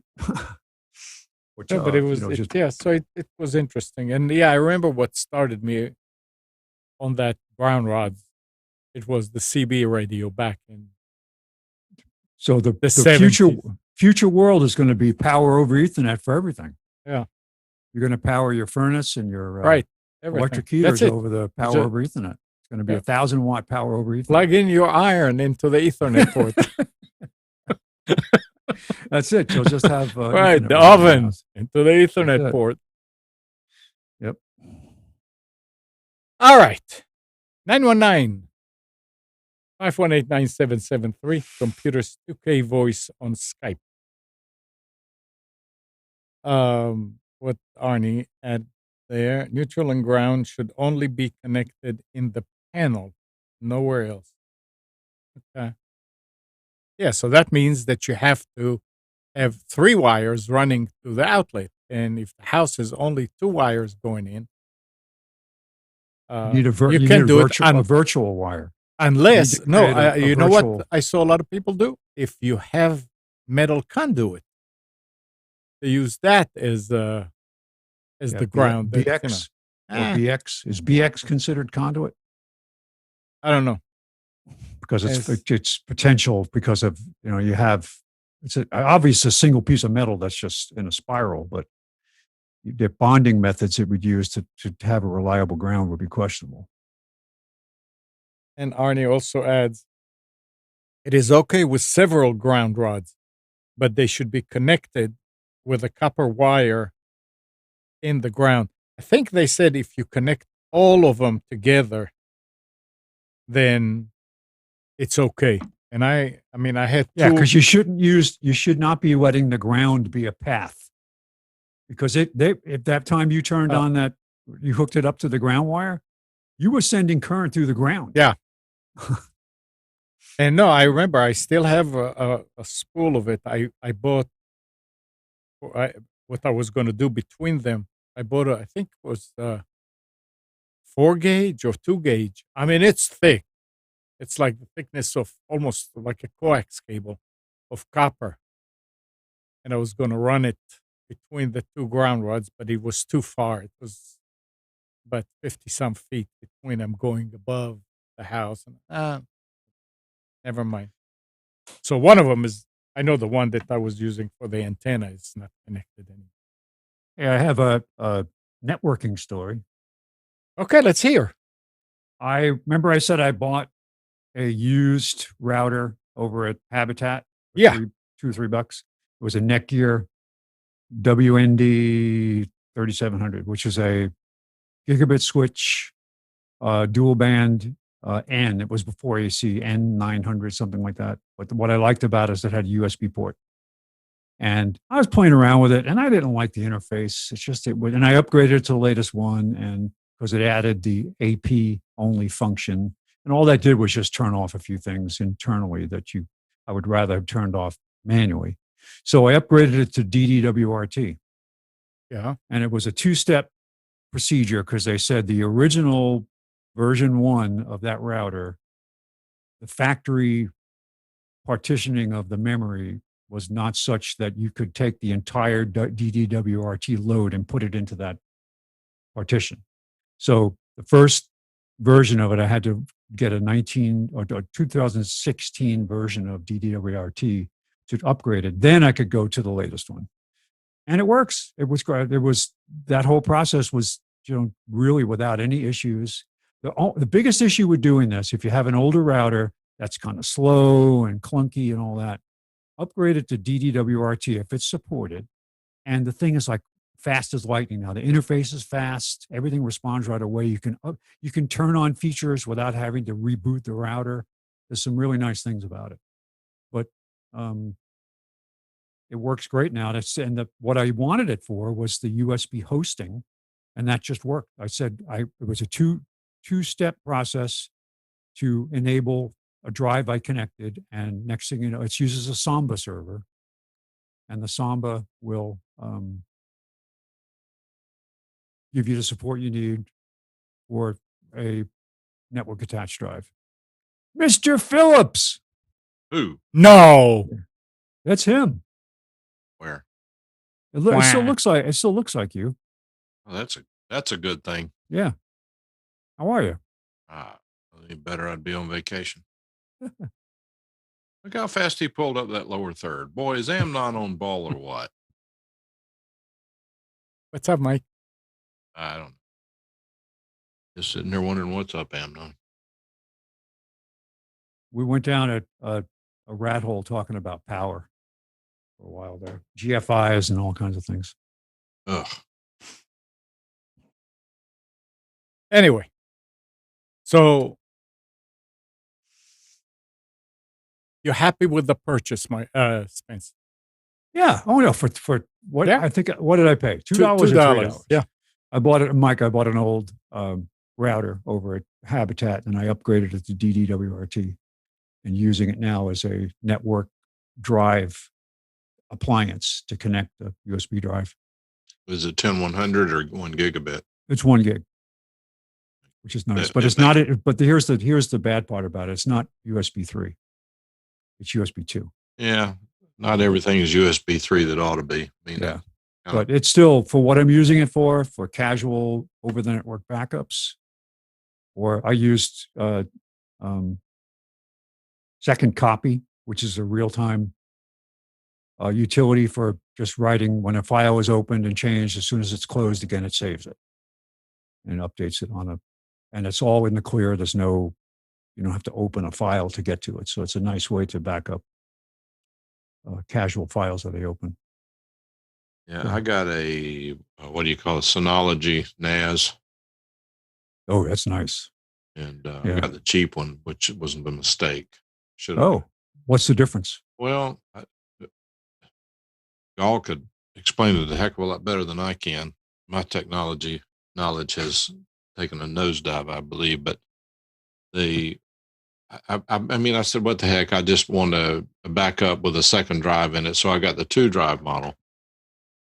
But in fact, I should have gotten the 4 drive model, because it's actually a lot faster, even though it's 4 drives, and it provides better redundancy. And you get, I forget, I think I got 2 4 terabyte drives in there, which only gives it 4 terabytes of storage, because you have 1 drive and one image or 1 mirror of it. Yeah. And, but I'm surprised how noisy it is. I really am. I mean, it's, my hearing stinks, but I can sit here at my desk. It's over here behind me under this table with all this junk on it. And I can sit here and I can hear it start up and stop and start up and stop and so forth. And it normally wouldn't matter, but I do audio in this room too. So my hearing issue is the same thing. I'll be sitting on the couch and I can hear, when we had the DVR from Spectrum, I could hear that thing start and stop. And I said, "You hear that, Pam?" She goes, "I don't hear anything."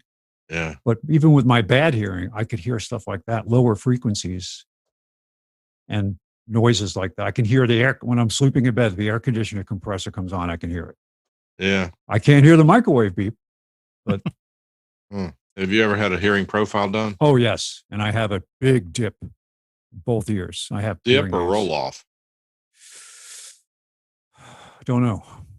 They said dip. Well, dip is interesting, because you will be a lot happier in life with a dip than you will a roll off. Although the good news is that even whenever you have and the difference is that the audio spectrum is typically 20 hertz to 20 kilohertz, and you can probably hear that for about 10 minutes in your life. After that, it starts deteriorating with natural aging. And what happens now, I mean, the last time I had mine checked, which was 10 or 15 years ago, I think mine started rolling off at about 12K pretty significantly, meaning that the higher the frequency, the less you're able to hear it. And I said, well, that really stinks. And I've been in audio my whole life, but the reality is it's strange because your brain actually adjusts to it. I don't go through life feeling like, woe is me, my hearing is compromised. I don't pay any attention to it. If I get into an environment where I need to hear a lot of frequency, if I go into a recording studio and they'd say, where's that excessive sibilance coming from? I don't know. So, I mean, I thought it was really funny because, excuse me, and Bobby Tomlinson of the Embers has been their drummer since, I think, 1863 or something like that. And as a result of playing drums every night, all night, and the abuse to his hearing, they were standing beside their tour bus one day, and somebody was standing behind him and said, "What's that hiss?" "I don't know. I don't hear it." "You don't hear that?" "No, I don't hear it." And they started walking around looking, and they found out the bus, one of the tires had a leak in it. And he's sitting there looking at it, couldn't even hear it. But I mean, he functions normally. So I hate these kids are blowing their hearing out because that's what I did. Now I'm paying for it. It'd be nice to have better hearing. I've got some friends older than I am that they can hear stuff I don't think I was ever able to hear. So some of it's going to be genetic. My hearing aids that I have do a little bit of remapping, which is nice. They'll take the worst part of my audiogram and they'll assign that frequency to a higher or lower frequency so I can pick up bits of it that I would be missing. And so that's what they call that. I forget what the name of the technology was, but it's dynamic reassignment. They'll take a chunk of bandwidth and they'll move it over to a higher or lower adjacent spot. And they said it actually does help you by wearing it because it's stimulating the dead cells, the dead hair follicles that are in that sense that frequency, and it's actually helping to slightly increase your ability. I noticed that after I started wearing the hearing aids, my overall hearing without them is a little better. Interesting. Yeah. Viagra for the ear. Well, but with Viagra, once you start using it, you probably have to keep using it. I mean, that's actually an interesting comment because some drugs, when you take them, will suppress your body's natural production of whatever it is they're supplementing, like melatonin. And then others that will actually stimulate the production of it. So the body is a complex thing. All right, so back to computers here. Graphene aluminum ion battery cells from Brisbane-based Graphene Manufacturing Group are claimed to charge up to 60 times faster than the best lithium-ion cells and hold 3 times the energy of the best aluminum-based cells. They're also safer with no upper ampere limit to cause spontaneous overheating, more sustainable and easier to recycle, thanks to their stable base material. Testing also shows the coin cell validation batteries also last 3 times longer than lithium-ion version. I don't think I ran across any. Everything you come across when you buy batteries now is those lithium. Those are in the lab. Those are not available. I mean, that's you can get 4 C cells for $26,322. Graphene is just an amazing. It's a single layer of atoms for each lattice that they build in creating the graphene structure. But you know what people say, what's graphene? But you know what its closest identifiable element is as far as anything that we would be able to recognize. Do you know what it is? Honeycomb. It's what? A honeycomb. No. You're looking too deep. I'm talking about what people say, what is graphene? I don't know what that is. If I say what's water, you know what's wet. If I say what's sandpaper, you know what that is. But what's graphene? It's graphite. Really? Just regular graphite? Oh, no, not regular graphite. That regular graphite is pencil. I mean, if you were the spray stuff you use to clean up a lock or something like that, those graphite molecules, I'm making this up. I don't know this. They're probably 1 million times larger than graphene. For example, when you look at, because I'm studying something on semiconductors, but when you look at the relative size of semiconductors going into the computers and into to iPhones and all that, the actual size down at the submicron level, even, but they're the technology, for example, that has been around. They start at 200 microns, then they're at 130 microns, then they've got to get to 100 microns. Well, now they're getting down to 5 microns, and even in the standard technology, I forget whether it's the 7 or 14 micron level, a size of a transistor is a human hair is 100,000 times larger than that transistor. 100,000 transistors in the size of a hair. And this is in your computers now. This is not high in the sky stuff. This was all thought to be impossible. Well, but see, the Yeah. problem they've been worrying about now, what goes next, because we're down at the atomic level, that whenever you get below the size of a single atom, what's next? Yeah, how do you Half an atom. how do you even identify? Well, I mean, that's the theoretical answer, but how do you Yeah. do that? You split the atom. Oh, that I mean, makes it. what's That's a half a problem. bathtub? A place where you couldn't leak- take a bath. leaky experience. So, Yeah. I mean, it's a real problem. And I mean, the technology has even gravitated, no pun intended, to what they call spintronics. And that is that they're basing on the actual getting the energy and direction from the spinning motion of the electrons around the atom and the spinning motion of the actual parts of the atom itself. I mean, it's just bizarre what they're getting into. It's all solved because they've announced that they have alien technology in labs that they're trying to reverse engineer. Well, I mean, Huh. all joking aside, there is a real serious problem here. I don't know if you want to go into the. Am I derailing something you wanted to finish, Amnon? Yeah. Okay. The other thing that's really really bad right now is that, and I don't know if I don't memorize everything I hear, but the number is either 83 or 86. But right now, it's, let's say 83. 83% of all the semiconductors in the world are manufactured by one company in Taiwan. TSMC, Taiwan Semiconductor Manufacturing Company. Thank God it's in Taiwan and not in China. Well, For Well, now, as anyway. today, It's going to be part of China eventually if they get their way. okay, so then that means that when China goes in and reclaims Taiwan, then all of the semiconductors and the military missiles come from China. Well. Who knows if they don't already have their hooks into it Well, let me with their guess. scientists and Yeah, let me guess. All of them trained in the United States, but Confucius Institute crap. yeah. But anyway, all that being said, that the United States government has put a major move on getting semiconductor manufacturing back to the United States. Intel is putting a $20 billion plant in Arizona. TSMC decided they would put a $30 billion plant in Arizona. So if this stuff continues, it's going to cause the price of everything to go up, because you can't make it in Arizona for the price you can make it in China. right. But I'm Like just everything saying, else. I'm just telling you that right now, I guess you know that there's a shortage of new cars. In fact, there's a shortage of used cars because we can't get chips for those cars. Right. There's like 100. That's across the board with anything that uses chips. Well, cars are really, really bad because so goes Detroit, so goes the country. I mean, if Detroit can't sell cars, the economy in the United States is going to tank in certain respects or at a certain point in time, unless there's a remediation of the problem. But right now, if you go, for example, over to Capitol Ford to look at cars, you'll see that their lot is 2/3 empty. And if you say, well, what kind of deal can I get? So, well, if you'll buy it today, we'll let you have it for sticker, because there's such a shortage. But here's what's so bizarre. You'll appreciate this, Spence.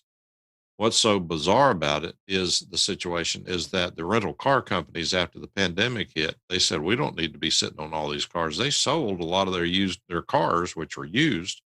Now they don't have enough cars, so they're actually having to buy back some used cars. Wow. Yeah, I noticed the way I had rented a car recently from Enterprise to go down to Florida and back, and I was looking at going up. I'm not working in Alaska. We were thinking of going up and just tootling around for a while. Try to find a car rental in Alaska. It's the prices are outrageous if you can find one. Yeah. Well, what you need to do is fly to Washington, buy one, drive it up there, and sell it. Yeah. I actually have a car If you can buy one. stored.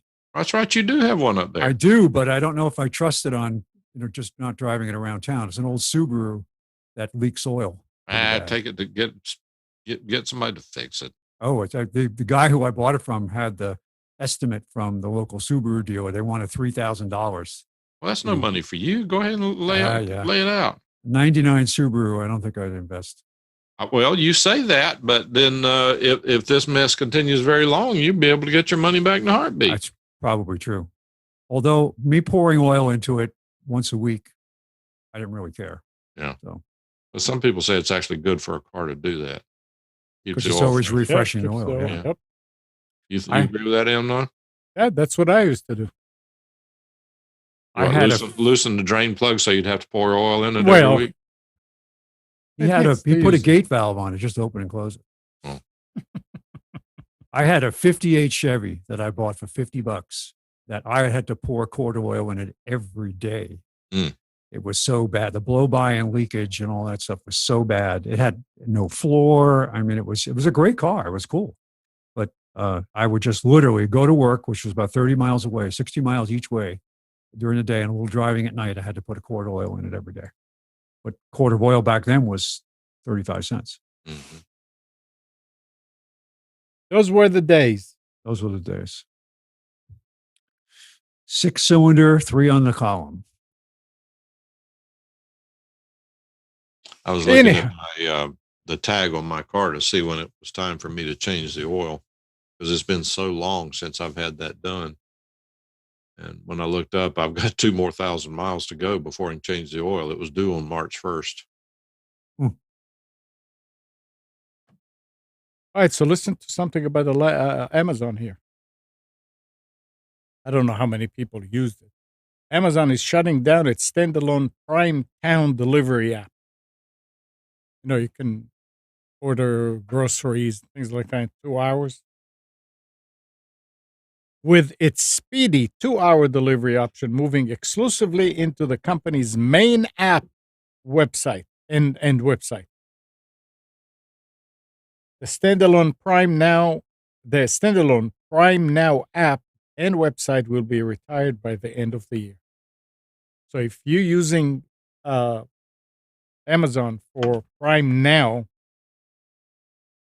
it's going to go into the regular 2-hour app. I never understood why they made it a separate app in the first place. I have no idea. That's a good point. Very good point. You do need to remember that the stock behind the Prime Now is really, really, really limited. Yeah, it's I'm all guessing the they local. wanted to test it out. That's why. It was only on very limited regions that it was supported anyway. Right. So, and Google is opening a store in New York. You hear that? They're going to sell Google glasses? After years of seasonal pop-ups, Made by Google is finally opening a retail store for its hardware division. The first physical Google store will be in Chelsea, directly under one of the company's New York City offices. At the Google store, you'll be able to browse and buy an extensive selection of products made by Google, including Pixel phones, Nest products, Fitbit devices, and Pixel books. Do they have a special entrance for looters? They're going to have a back door where looters come in and they can pick through boxes and stuff. You'll always be able to pick up online orders. The company says this is an important next step in our hardware journey to providing the most helpful experience of Google, wherever and whenever people need it. So, Google, where are you going? To the Google store. Everybody's trying to top another. We'll see how it goes. It seems late in the game, but then again, brick and mortar, it's sort of coming back in some ways. And the last thing I have here, Microsoft is launching the personal version of Microsoft Teams. After previewing the service nearly a year ago, Microsoft Teams is now available for free personal use amongst friends and families. Interesting. The service itself is almost identical to the Microsoft Teams that businesses use, and it will allow people to chat, video call, and share calendars, locations, and files easily. Does it support remote control? What's interesting about it, Gal? Interesting that they are going there at all. Remember there were talks about Discord and Microsoft looking into, Yeah. and this looks like they're choosing to continue with Teams. Your audio got low. Well, I didn't do All right. anything. And they are considering, so their consideration of, because the talks with Discord dropped, right? Mm-hmm. It looks like, okay, they're launching whatever they wanted still under the Teams without changing the technology. It's interesting because at the back end, Teams is just front end for SharePoint. Okay. And SharePoint was always this enterprise concept. I wonder what's the difference between the free offering and the paid enterprise version. I think it's probably for marketing. Really, video call, share calendars, locations, files. I have a different theory. What? I have a different theory. All right. I think since Teams is nothing but Skype, I think they're trying to get rid of Skype. Oh, that's no secret. It's Skype never supported this type of conferencing before. I understand that, and what I'm telling you, it's evolving. They bought Skype for a reason, and if you don't believe it's Skype, and go into Teams and do a test call, and you'll hear the same lady say, "Thank you for dialing." So the back end, all it is Skype. The VoIP back end is the same SIP. Yeah. So I think it was to compete with all the competitors out there that showed up during the pandemic, and they were not able to offer a free service like Zoom to the general public on a free basis. So now they're late. It says that you'll be able to meet up with up to 300 people in video calls that can last for 24 hours. Well, there you go. Microsoft will eventually enforce limit of 60 minutes for group calls of up to 100 people after the pandemic, but keep 24 hours for one-to-one calls. And while the preview initially launched on iOS and Android, Microsoft Teams for personal use now works across the web, mobile, and desktop app. They're also allowing Teams personal users to enable its Together mode, a feature that uses AI to segment your face and shoulders and place you together with other people in a virtual space. Skype got the same feature back in December. Oh, how could that be? What a coincidence. Oh. Guys, I got to run. Yeah, we need to end it anyway. But I need to go now. It's time. Something. All right, well, let me say goodbye. Thank you, guys. Have a good week. It's good to see you, Mike. Thank you, Spence. Thanks, Mike. Take it easy. Bye. Wow. And anything else, Mike? Or no, that's good. I just thought I'd drop in and say hello. All right. So good morning. Thanks, Mike and Gal and Spence and Nick. And good morning, Kathy, Hannah, Nabil, Mac, Norm, Katie and Donna, Dina, Arlette and Micha, Eleanor, Sarid. Thank you, everybody, for tuning to Computers 2K Now. We hope you enjoyed and maybe learned something from our time together. Remember to practice safe computing. Back up your hard drive and update your virus scanner. We'll be back here next Sunday at 9, but you can always reach us at computers2know.com. If you want to listen to Nick's show Monday through Friday, 6 to 9 a.m. drive time, Nick is on WAAV Wilmington. And you can tell Alexa, you can tell her to play 980 The Wave.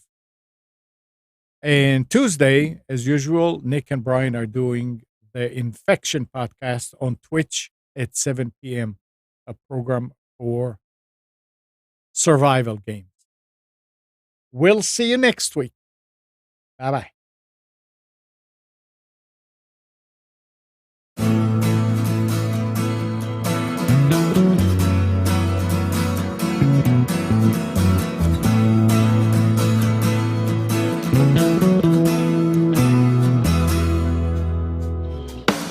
You are tuned to the Nissan Communications Network. If you tuned in too late, you can always watch each program in its entirety or download an MP3 audio file of it in the archives section at nissancommunications.com. Don't forget to subscribe to our YouTube channel, follow us on Twitter, and like us on Facebook. Sponsored by StreamingGear.com, Carolina Apparel, and DeltaForce.net.